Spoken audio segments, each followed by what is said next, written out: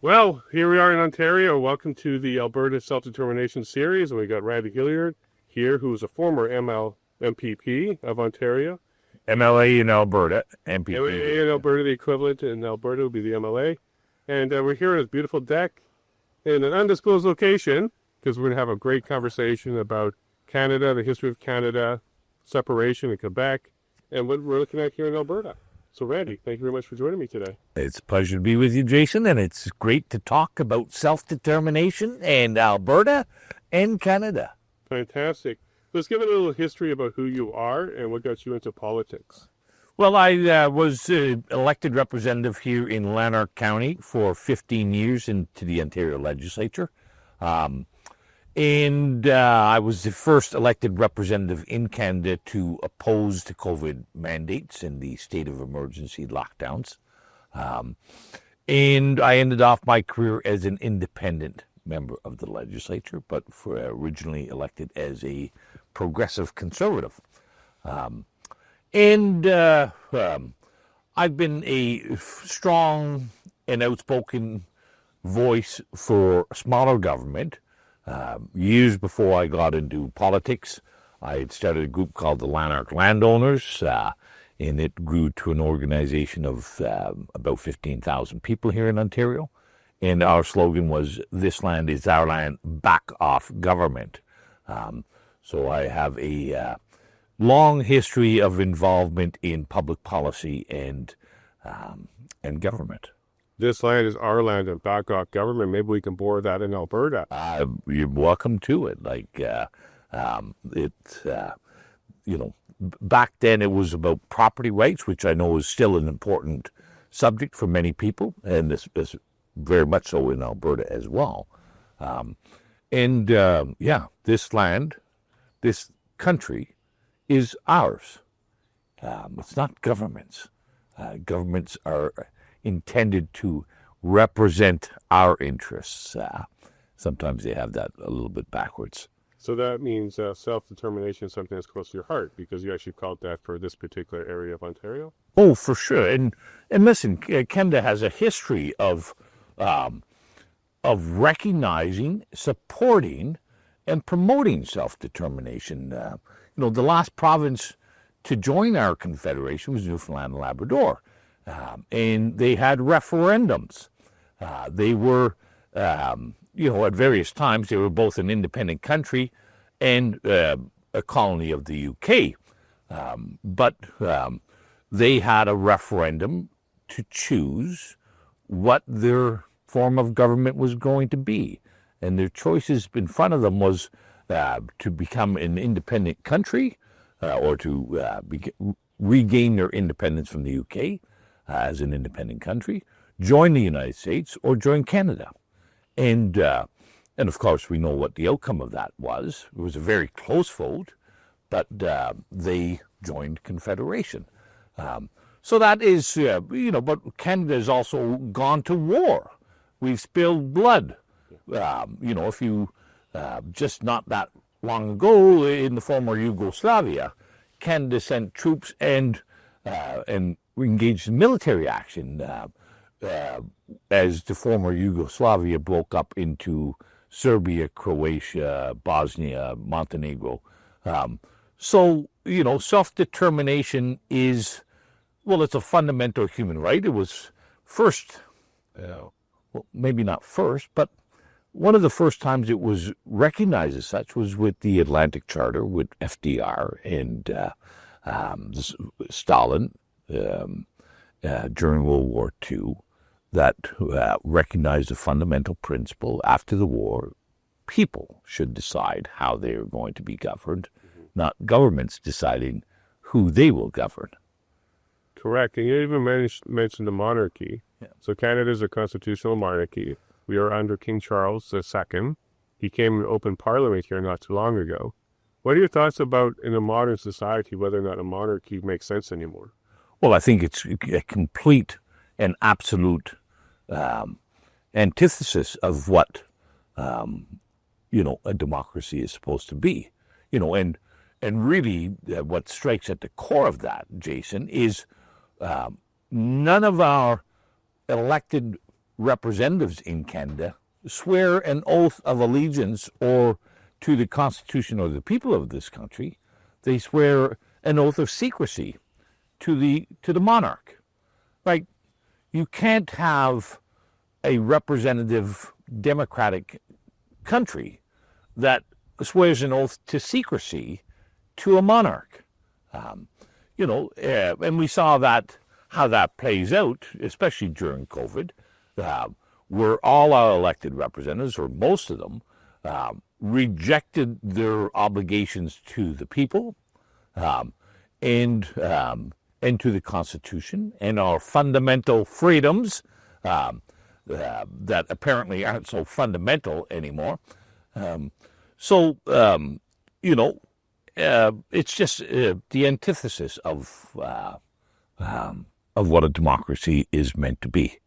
Now, you're young enough to remember the Quebec separation movement and what they tried to do there. Yeah. Are you paying attention to what was... Oh, absolutely. With that experience? Absolutely. Like, I've been a keen observer and participant in current events and politics for quite some time in history.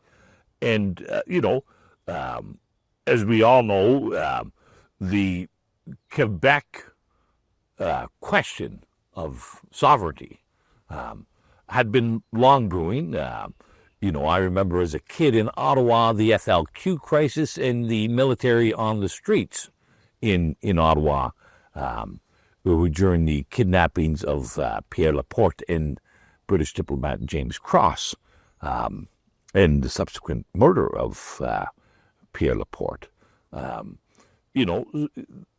Quebec, and finally, they've had referendums. They have been allowed to express their interests and their desires. Indeed, I would argue that the 1982 Constitution and our Charter of Rights and Freedoms are a direct result of the rumblings and the stirrings of Quebec in the 70s. Canada needed to find a way to reconcile some of these differences between English and French Canada, and those constitutional debates and arguments and questions and conferences were a result. Again, and subsequent to that, obviously, we've now, our Supreme Court has recognized that self-determination is fundamental, that joining Confederation is not a one-way street, that you can only join, but you can't leave, because there's many Canadians who think that you should only have a one-way street on public policy and on laws, but that's not, that's very short-sighted thinking, and it's more emotional than it is logical or reasonable. So now we have a framework that allows Canadians to choose if they want to be governed by Ottawa and the corrupt institutions that we have embedded in Ottawa, or if they want to choose some other fashion. And I really look forward to this ongoing discussion with Alberta separation, or Alberta 51st state, or whatever you might want to call it. And my hopes is whatever the outcome the people of Alberta choose, my hope is that it triggers a constitutional discussion, because we've been in a constitutional paralysis since the 80s. And we now know that our Constitution does not serve the people of Canada very well. Serves the interests of corporate Canada quite well, serves the interests of political parties quite well, but it doesn't serve the interests of people. That sounds like it might be by design, to be honest with you. I think Confederation was designed to, well, you just look at the numbers. Confederation was designed to consolidate and concentrate power with the elite, the Laurentian elite, the family compact, whatever label that you want to put on it, but the elites of central Canada, Ontario, and Quebec, and the extremities, the outliers, way out west and way out east, they were just pawns to be utilized for the interests of central Canada. Do you think Quebec was successful in their mission, or did they end up compromising along the way? Well, personally, I don't think Quebec ever, I don't think Quebec politicians ever wanted to separate. They just wanted to use leverage and get a better deal. And through that whole series, the FLQ crisis, the constitutional questions, we instituted many policies, like the bilingual, bicultural policies of Pierre Trudeau, the enhanced employment opportunities for French-speaking people in our governments, the bilingualism in our courts, instituting mandatory French language instruction in our school systems. So I think the question of Quebec separation was more for leverage than it was for an actual desire to leave. But I'm sure there's many people in Quebec who believed that it was an attempt to actually divorce from Canada. I'm sure there's different levels and a spectrum of opinions on that. But ultimately, you do feel if leverage was the goal, they succeeded with that? Oh, absolutely. Yeah. And you can see that in the results, like the equalization formula and how that equalization formula is substantially abused and benefits Quebec. Since that was brought in, Quebec has never not been the major recipient of equalization. So, they've, and you can see, we, in our military, you cannot attain a rank higher than major unless you're bilingual. You cannot attain not even senior management, just senior supervisory roles in our federal government unless you're bilingual. And obviously that is gives a leg up for a very small percentage of Canadians.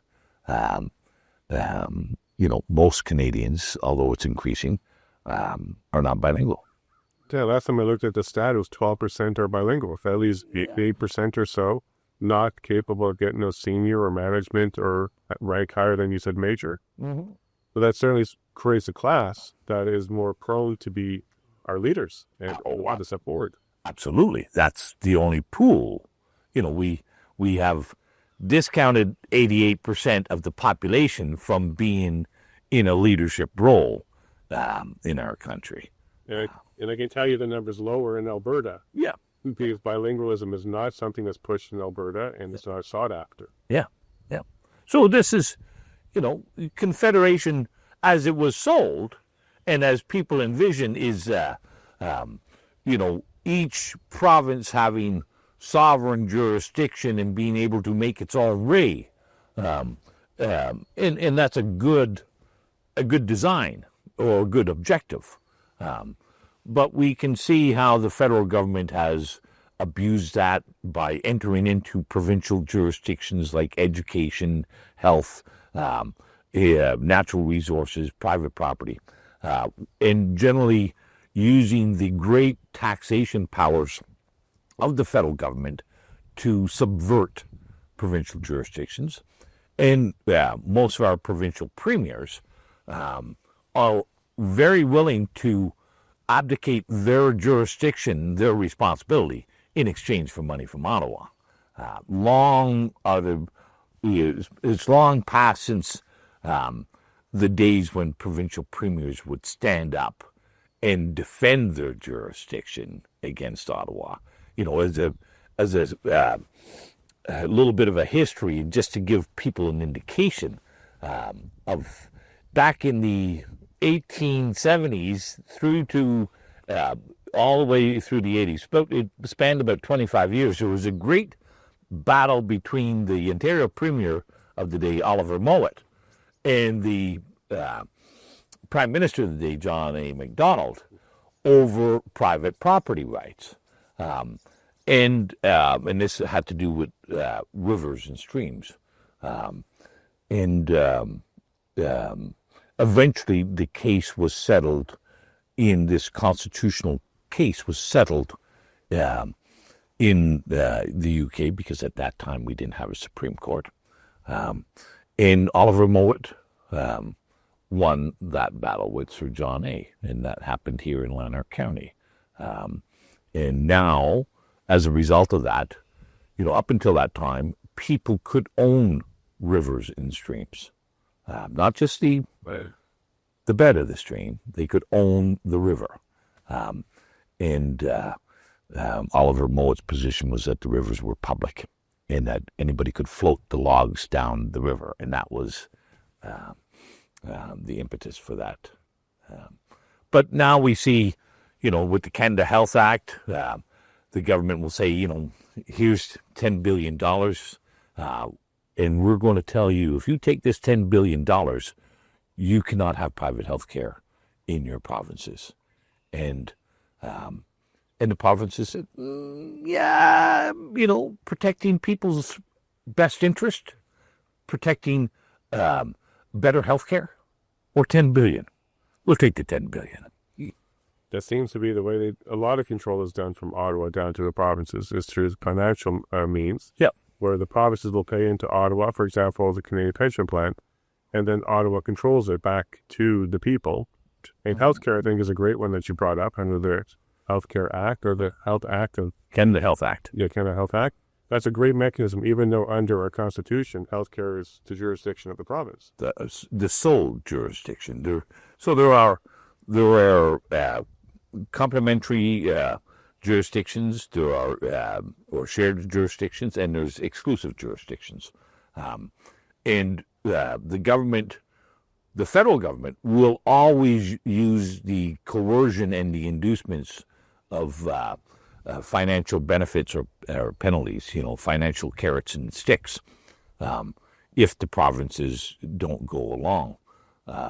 And it doesn't usually take too much to get them to go along. But, immigration is another example of that, where the provinces, except for Quebec, have abdicated any role within the immigration policies of the government, of the federal government, even though it is identified as a shared jurisdiction. So there's nothing in the law that doesn't say Alberta or Ontario, you can withhold your consent on the immigration policies, and the feds must limit immigration or set objective parameters and criteria. But instead, the feds just keep giving money to the provinces for English as second language training, as more social programs, as subsidizing temporary foreign workers or foreign workers. And the provinces just say, okay, we'll keep our mouth shut and we'll just keep taking the money. Speaking of keeping their mouth shut and just taking the money, Ontario doesn't seem to have much of a movement in order to separate. For decades, Alberta and Quebec have certainly been talking about it. Has there been much conversation in Ontario? No, because, I've characterized it this way, Jason. If you go to Newfoundland, people in Newfoundland will say they'll identify as Newfies first. If you go to Quebec, they'll identify as Quebecers first. If you go out west, you'll see them identifying as Albertans first. In Ontario, nobody calls themselves an Ontarian. In Ontario, we only call ourselves Canadian. The Ontario, in the Ontario mind, in the Ontario culture, is synonymous with Canada. That's, and of course, Ontario is the Ontario corporate interests, the Ontario elite, derive handsome benefits from this disarrangement. So Ontario will be the last one to leave. I think that you're absolutely right about that. And you're right. When I lived here in Ontario, it wasn't, we're Ontarian, we are Canadian. And that could come back from Upper Canada. It used to be called Upper Canada, the region. Yeah. And ever since then, it's always been Canada in some form. Yeah. No, that is our identity here. And, I mean, we've got these historical roots, after the American War of Independence, a great many of the people that left what is now the United States to come to Canada, we call them the United Empire Loyalists. But, in large part, they were the people who were benefiting from the administrative state that the UK had imposed on the colonies. These were the tax collectors, the postmasters, the governors, all that, the harbor masters, all those people that were deriving a benefit from the English administrative state came to Canada after the War of Independence, and they came to Ontario mostly, but not exclusively, and they went about and replicated the administrative state that they had just been deprived of in the colonies. In other words, Ontario has a pretty good deal, and they enjoy it. They set up the same system that the people in the colonies had rebelled against. Absolutely. And it attracted the people that like that kind of system to set up roots here. Yeah. So, and we've applauded, and we, so in Ontario, the UEL, the United Empire Loyalists, will have their plaques, and they'll have, when our teaching of history puts them in a category a little bit above, that these were the loyal people. And speaking of the Supreme Court as well, so as you're fully aware, 3 come from Quebec, 3 come from Ontario by tradition, and 2 from the West and 1 from the East. Yeah. When I say the West, that includes the Northern Territory too. Yeah. So how do you feel about that makeup? Is it leaning in one direction? Well, this is, these are the built-in concentrations and consolidation of power in central Canada. It's the same way for senators. Ontario and Quebec has 48 senators. So out of 100, they, and the whole Senate's been corrupted through patronage and whatnot as well. But, so Ontario and Quebec runs the Senate, right? The 4 Western, Manitoba, Saskatchewan, Alberta, they have 24 senators. No, that includes BC, has 24 senators. And the East, the Maritime provinces, have 24 senators. And then Newfoundland, because it came late, I think they have 6. So, as compared to the American model, where there is equal representation for each state. So that California and New York can't control the Senate. They'll have more congressmen, but each state just gets 2 senators, and so it's equal, and it's proportional, and I would say a lot more effective. But so Supreme Court, senators, and also the largesse of the federal government is concentrated in Ontario and Quebec. I remember years ago when there was an outrage when Bristol Aerospace won the contract to maintain the CF-18 fighter fleet. They were the low bidder, based in Winnipeg, Manitoba. And then Brian Mulroney said that's not going to work and gave it to Bombardier in Montreal. So the corporate elites and the elites in general are the beneficiaries of the largesse of the federal government. Correct. And in the U.S., they elect their senators, where we have them appointed here. In the Supreme Court, they're also appointed as well. But they're not from certain states. Like, it's not like New York gets... No, there is no requirement that so many U.S. Supreme Court judges have to be from the South or from Hawaii or wherever. And there's the other essential element. The lower levels of the judiciary in the states are often at the elected level. And their DAs are the equivalent of crown attorneys are elected. So the progression upwards starts on a foundation of democracy, of electability and accountability.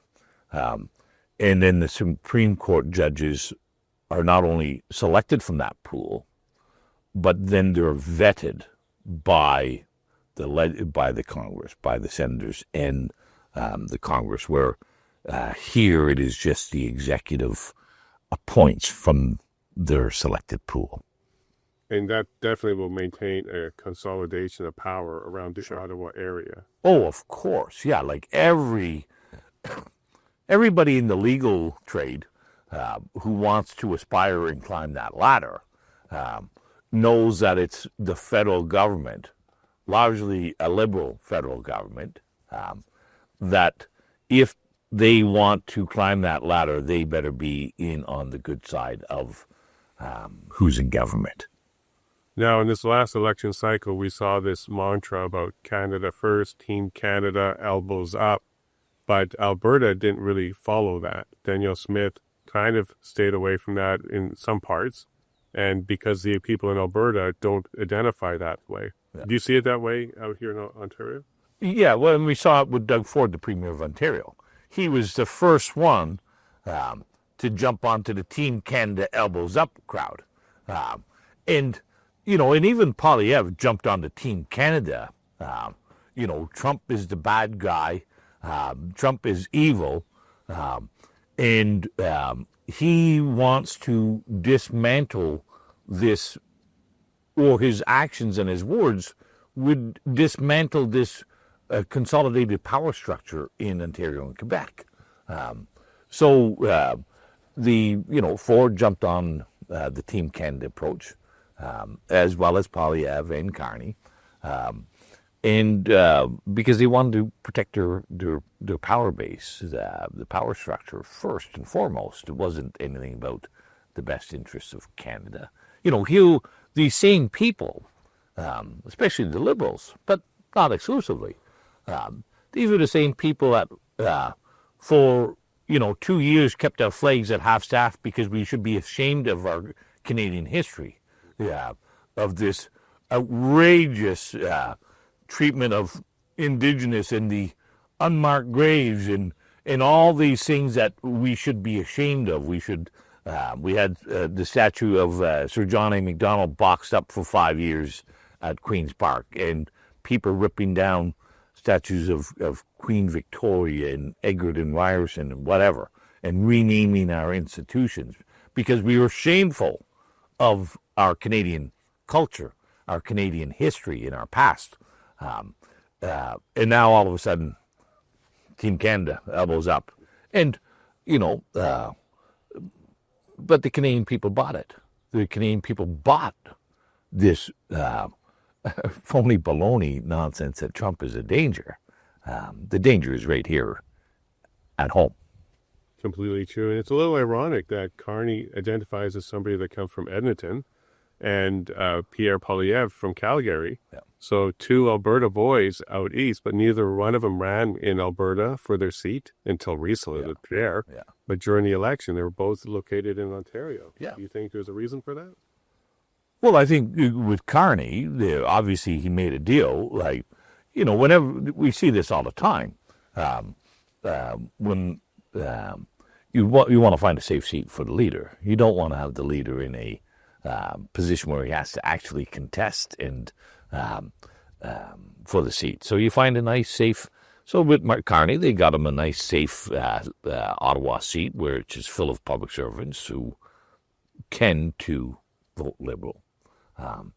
And now why Poilievre is moving out west to get a seat after losing his in Ottawa. Like it's convenience. And again, it's a complete abdication and distortion of what a representative democracy is supposed to be. You're supposed to be a representative of that area, the people who live in that area. And of course, it's very difficult to objectively represent people if you know nothing about your communities and you've never lived there. Now, in a recent poll, about 30% of Alberta is ready to separate. And that would include the riding that Pierre is heading to. In fact, it's a little bit higher in that particular riding. But he's been very vocal that there's no way he's going down that road. He wants Canada first. So is that a type of misrepresentation if he's going to go win that seat? Well, I think it's, it's dishonest, and not that it should be wrong that somebody have an opinion. Don't mistake me, but as an honest representative, you'd want to sit down and say, okay, 30% of the people at this present time think the system is not working for their interests, for their best interests.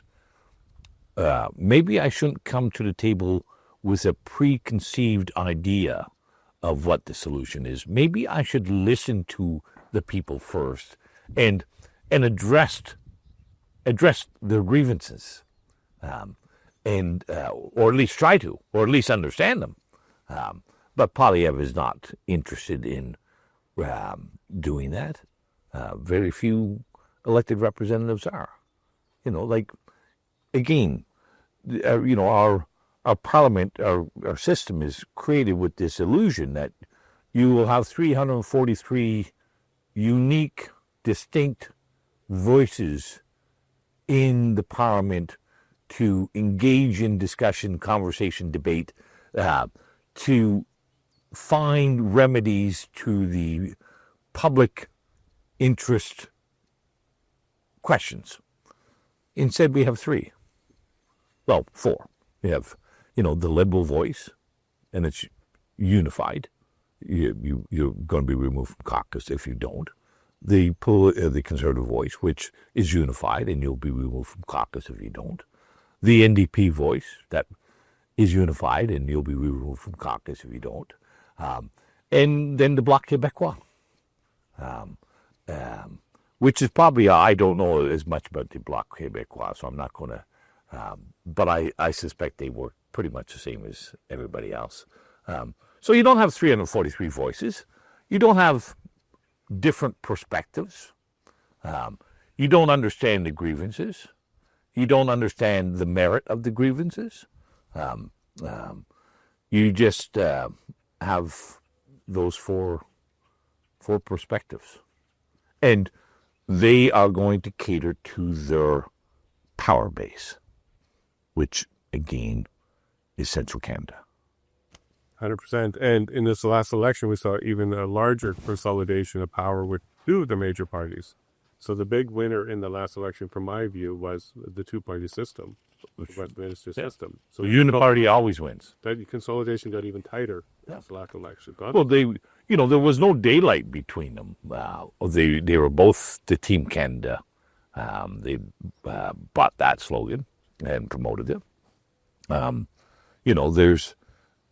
They both agreed that Trump is the evil man and the United States is a danger. Our biggest trading partner, the country that that much of our prosperity is derived from our geographical and commercial interests with them. But they're the danger now. There's no daylight between them on immigration policies or anything else. So, as we wrap up here, what's your opinion of Danielle Smith and her efforts the last 6 months or so? Mixed. Daniel came in with this as a champion for the against the overreach of government during COVID. the horrendous and harmful impacts of the mandatory jabs and the lockdowns. And she's not done much there. She did have, I will give credit that at least they have a report out by a panel in Alberta recognizing that the jabs are injurious and has recommended that they not be administered, but she's still administering them.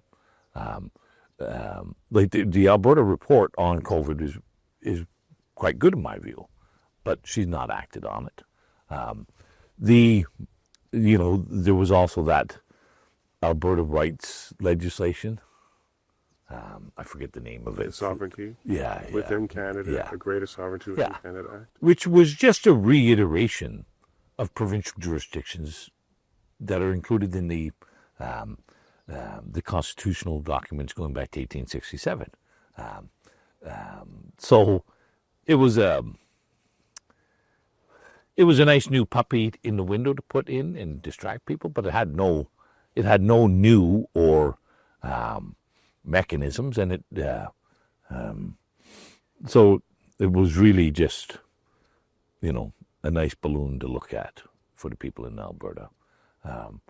She is, I'll give her credit for going down and actually talking to Trump and understanding what his concerns were, and looking out for the interests of oil and gas in Alberta. So, a mixed review in my regard. And she's not, it'd be interesting to see if there is a referendum in Alberta, and how the government responds and acts to that referendum. And I'll take you back to the things like the Brexit referendum in the UK, because that was an important one. And the Conservatives said, if we get into power, we're going to put in a referendum on Brexit. And they did everything possible once they got to power not to do it. And they dragged their feet and as long as they possibly could. And then they opposed that Brexit referendum as vigorously as they could. But then they lost. The people of England, people of the UK, voted for Brexit. And then they dragged their feet again and again and again before implementing anything.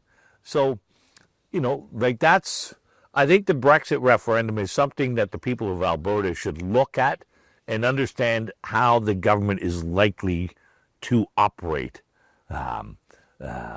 with this referendum for independence, sovereignty, 51st state, whichever label that you want to put on it. I think that's a pretty wise advice for Albertans to pay attention to exactly how that one unrolled. Yeah. Because we may head in the same direction. Now, Danielle's been very clear that she's not bringing forward the sovereignty question or the secession question on a referendum.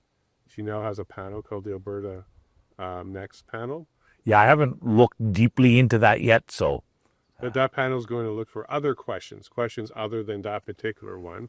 Yeah. She's leaving that one to the people. Yeah. And the people have been pretty clear, at least with the group of Alberta Prosperity Project, that they have the numbers to go ahead and get that particular petition started to put that referendum to the people. Yeah. So there may be a few referendums that we're looking at in 2026, but Alberta government is not spearheading the referendum on secession. That will be the people.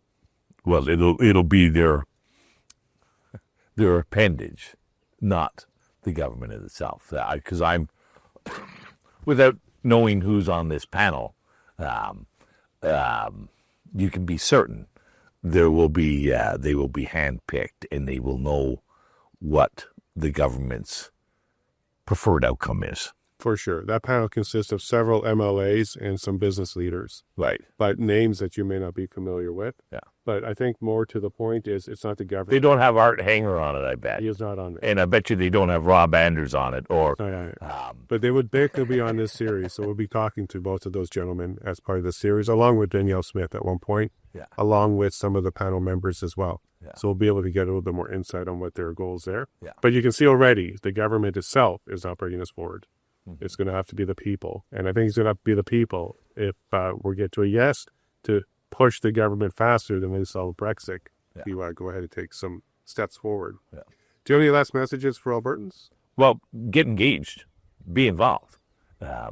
You can either be a little snowflake drifting on the political winds wherever they take you to, or you can be an Albertan and make it known what you want. It should be obvious. The entire, the majority of Canadians have bought into this and agree with this harmful, detrimental public policies, whether it's climate change and the environment, whether it's the wokeism, whichever, and also that our best friend and ally and commercial trading partner is an enemy. If you want to end up down that path, then be the snowflake. If you want to ensure Alberta regains its sense of identity and prosperity, then get involved. Thank you very much, Randy, for your time this morning. I really appreciate it. And you really opened my eyes, especially to pay attention to what happened with Brexit. That might be the playbook that's used here in Alberta. Oh, I think, it's never trust a government. And that's why our system was built on a series of checks and balances of the public to be the check and balance in the system, because they are going to serve their interests before yours. Thank you very much for your time. My pleasure. Well, there you go, everybody. Make sure you stay tuned to this series. As you heard, Art Hanger, we have Rob Anders, Danielle Smith, Stockwell Day, and many others who will be joining us for this conversation. Danielle said it's time for a conversation. I think that's true. But let's also make sure that we get a lot of these voices across Canada involved, because we have a history, we have neighbors, and we have a future. Thank you very much. Have yourself a great day. God bless.